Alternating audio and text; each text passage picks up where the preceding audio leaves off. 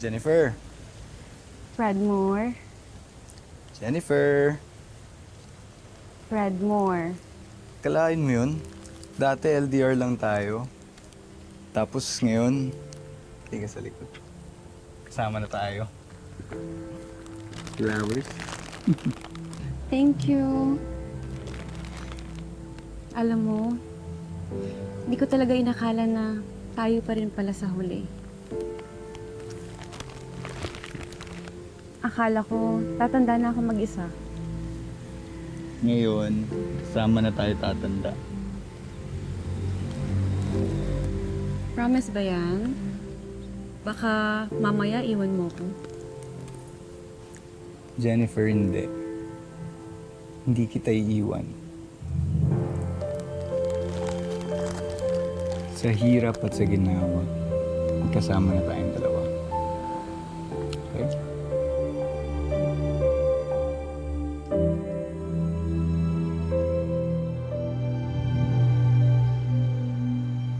Han? Han? Han? May good news ako. Ano yan, Han? Ikaw talaga naglalaba ako. Puro pa ako sabon, no? Kinuha ko ng GMA. Kunin nila ako sa isang show. Talaga?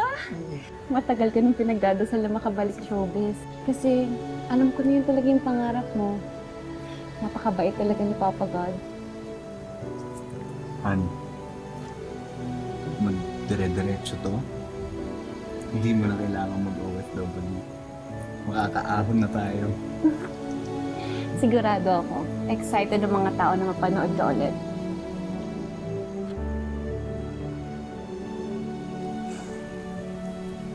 Han, tingin mo, gusto pa rin kaya nila ako? Iba naman siyempre. Gwapong-gwapo ka pa rin, no? Para kang ang hindi tumatanda eh. Nabola mo na naman ako. Kaya mahal na mahal kita eh. Mahal na mahal din kita.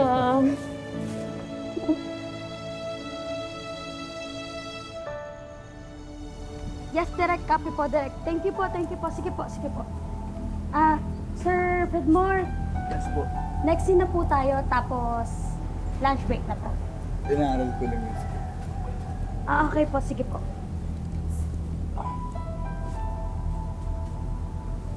Okay po, direct. Pupunta na po. Sir! Sir Fredmore! Tulong! Tulong! Medic! Medic! Nasaan medic? Tulong! Sir! Sir! Layuan nyo! Tulong! Medic! Ano ba? Bigyan nyo ng hangin. Bigla na lang umuwi siya ng mga hapon at pagbukas ko ng pinto, pagkatok niya, biglang himakap at sinabi niya sa akin na, Han, sabi niya, I'm sorry. Bakit? Hindi ako nakapag-taping, sabi niya. Munti ka na mawala ng asawa.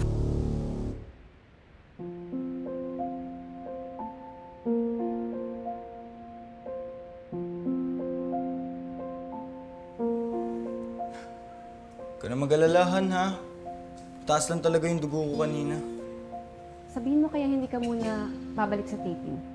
Han, baka naman sabihin nila na unprofessional ako. Nakakahiya naman yun.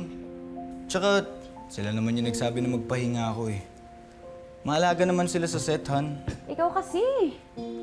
Panay kain mo ng laman loob at isaw. Huwag ka na muna kakain ng mga yan, ha? Tapos bukas magpapatingin tayo sa doktor. Han, wag na. Gastos lang yan. Kailangan ko lang ipahinga to. Pero nag-aalala ako sa'yo. Paano kung mapano ka?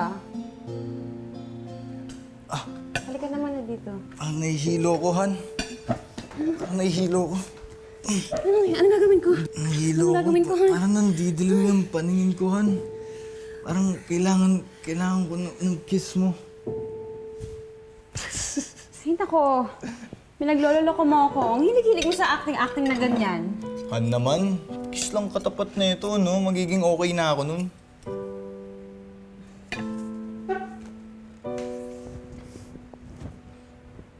Yan! Pero seryoso, Han, ha? Bukas magpapatingin tayo sa doktor para maagapan ka ng gamot.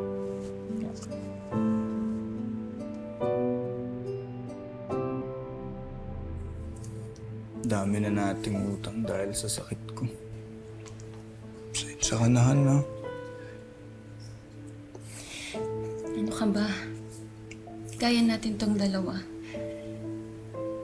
Ang importante, gumaling ka. Bahan niyo lang ako.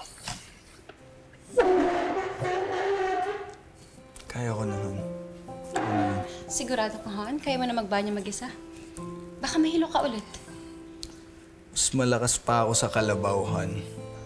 Sa susunod na buwan, di ko na kailangan yung mga gamot na yan. Jennifer! Ano na? Usapan natin yung 1 linggo ang bayad nyo sa utang. Aba, magbe-biyernes na. Nasaan na? Aling Shania, pasensya na po talaga. May mga binili lang kaming gamot para sa asawa ko. Tapos ako naman hinihiga po ulit. Pero sa Lunes, magkakapera na kami. Promise ho. Makaalis na nga.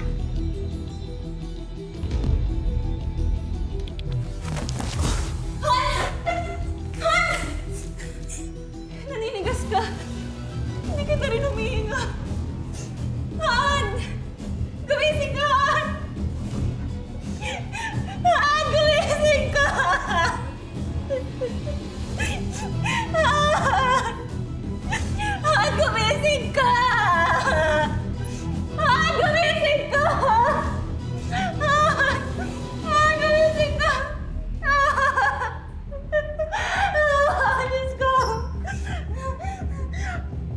Han! Han, gumising ka!